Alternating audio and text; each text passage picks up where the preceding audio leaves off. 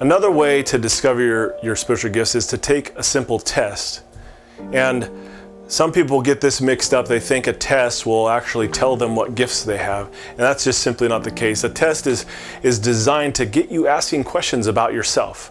So you read the question, and if you answer honestly and sincerely, you can discover things about yourself that maybe you hadn't thought of before, and maybe God will use that to direct you in the way that He would have you go. He has gifted you in certain ways, and He wants you to know that. A test isn't a foolproof way to discover your spiritual gifts, but they're based on introspection, and they help us to look into our hearts and see what God is doing and how He's made us and built us. And it's always a good idea to look at yourself and to see kind of where you're at in your spiritual walk and in your spiritual life, and where you're at with God and how He's working and moving in your life.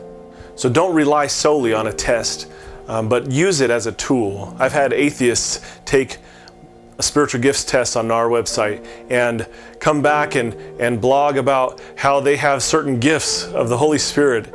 Obviously, they miss the point of what spiritual gifts are. Of course, we've learned already that they come from the Holy Spirit, they come from God. They're based on the finished work of Jesus Christ on the cross and in His resurrection. If we don't have that, we don't have the Holy Spirit, and we can't have spiritual gifts. If you don't have faith in Jesus, you cannot have spiritual gifts because you don't have the Holy Spirit dwelling in you.